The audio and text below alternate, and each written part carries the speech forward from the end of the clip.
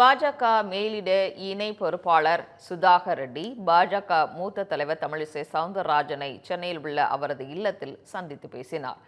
இதுகுறித்து தமிழிசை சவுந்தரராஜனுடன் நமது செய்தியாளர் பாவேந்தர் நடத்திய கலந்துரையாடலை தற்பொழுது பார்க்கலாம். தமிழ் ஜனம் நேயர்களுக்கு வணக்கம். பாஜகவுடைய மேலிட இணை பொறுப்பாளர் சுதாகர் ரெட்டி முன்னாள் ஆளுநர், முன்னாள் தமிழ் பாஜக தலைவர் தமிழிசை சவுந்தரராஜனை மீட் பண்ணியிருக்காங்க. திடீர் சந்திப்பு ஏற்பட்டிருக்கு. என்ன பேசியிருக்காங்கன்றதை அவங்கள்ட்ட கேட்டுக்கிட்டாரு. மேம் வணக்கம். திடீர்னு பாஜகவுடைய மேலிட இணை பொறுப்பாளர் உங்களை மீட் பண்ணியிருக்காங்க. என்னென்ன பேச்சு? ஏன்னா கிட்டத்தட்ட ஒரு 40 நிமிஷம் சந்திப்பு. அதை பற்றி இல்லை, இது திடீர்னு இல்லை, இயல்பான சந்திப்பு தான்.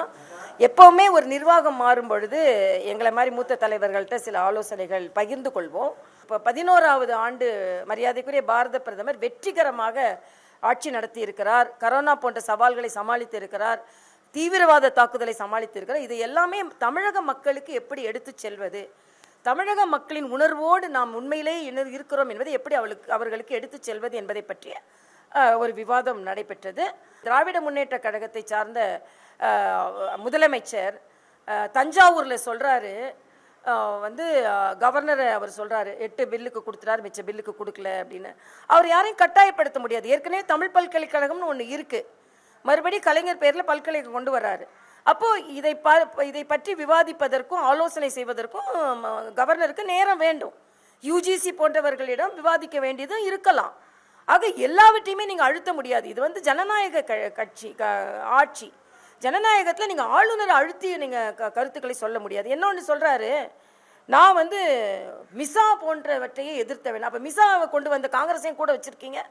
அது மட்டும் இல்லை, மக்கள் தொகையினால் டீலிமிட்டேஷனில் தமிழ்நாடு பாதிப்படையும் சொல்கிறாரு. பாதிப்பு அடையாதுன்னு சொல்கிறோம். மக்கள் தொகை கணக்கெடுப்பை நீங்கள் ஒழுங்காக நடத்தலை. மக்கள் தொகை கணக்கெடுப்பை நடத்துறதுக்கு முடிவு செய்திருக்கிறார்களா இல்லையா? ஜாதிவாரி கணக்கெடுப்பை நீங்கள் நடத்தலை. 2011 எடுத்த ஜாதிவாரி கணக்கெடுப்பை நீங்கள் வெளியிடலை. முதல்ல அதுக்கு பாராட்டுங்க. சமூக நீதி என்ன என்றால் எந்தெந்த ஜாதியினர் எப்படி உயர் பதவி அடைந்திருக்கிறார்கள் என்பதை தெரிந்து கொள்வதற்கு சாதிய கணக்கெடு நமக்கு உதவியாக இருக்கும்.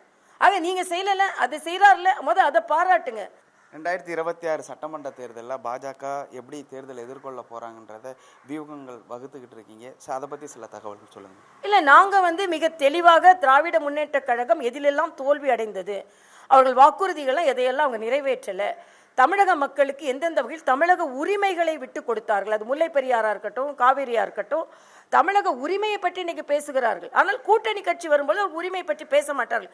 இன்னொன்று, தமிழக மக்கள் எப்படி ஏமாற்றப்படுகிறார்கள். உதாரணத்திற்கு, மொழி பிரச்சனையே இல்லை, ஹிந்தி திணிக்கிறார்கள் என்று சொல்கிறார்கள். இந்த தொகுதி மறையறை சீர்வில் நிச்சயமாக தமிழகம் பாதிப்படையும் சொல்கிறாங்க. புதிய கல்விக் கொள்கையில் நிச்சயமாக ஹிந்தி திணிக்கப்படாது. அதே நேரத்தில் அது மக்களுக்கான உயர்கல்விக்கான திட்டம், அதுக்காக தவறாக பிரச்சாரத்தை முன்னெடுத்து செல்கிறார்கள். விஸ்வகர்மா திட்டத்தில் 8 லட்சம் மக்கள் பதிவு செய்திருந்தாங்க, அவர்களுக்கு வேண்டும் என்றே இவர்களுக்கு கிடைக்காமல் செய்தார்கள். இப்போ திமுக கூட்டணியில் இருக்கக்கூடிய கூட்டணி கட்சிகள் எல்லாமே திமுகவை கேள்வி கேட்க ஆரம்பிச்சிருக்காங்க. இது எப்படி பார்க்குறீங்க? இது அவங்களோட கூட்டணியில் விரிசல் விழ ஆரம்பிச்சிருச்சுன்னு நினைக்கிறீங்களா? ஆமாம், கேள்வி கேட்க ஆரம்பித்திருக்கிறதே விரிசல் விட. ஏன்னா ஏதோ ஒன்றாக நாங்கள் இருக்கிறோம், நாங்கள் உறுதியாக இருக்கிறோம்னு சொன்னாங்க. இல்லை, உதிரியாக போகிறீர்கள் என்பது எனது கருத்து. அப்போ உங்கள் கூட்டணி கட்சியை உங்கள் கூட இருக்கிறவங்களே உங்களோட குறைபாடுகளை எடுத்து சொல்ல வேண்டிய காலம் வந்து விட்டது. ஏனென்றால் மக்கள் கேள்வி கேட்கறதுக்கு முன்னால கூட்டணி ஆட்சியை அவங்க கேள்வி கேட்கறாங்க, அவங்க கட்சி ஆட்சியை கேள்வி கேட்கிறாங்க. திமுக அலையன்ஸ்ல இருக்கக்கூடிய கட்சிகள் ஏதாவது நம்மள்ட்ட கூட்டணி தொடர்பாக பேச வந்திருக்காங்களா? அது மாதிரி என்ன பேசிக்கொண்டு இருக்கிறார்கள். ஆனால் பேசுறதை நாங்கள் வெளியே சொல்ல முடியாது. வெளியே சொல்வதற்கான பேச்சுவார்த்தைகள் அதில் எல்லாம் ஒரு முடிவுக்கு வந்த பின்பு வெளியே சொல்லலாம். தமிழ் ஜனம் செய்திகளுக்காக ஒளிப்பதிவாளர் ரத்தினத்தனுடன் செய்தியாளர் இரா பாவேந்தர். காக்க காக்க தர்மம் காக்க.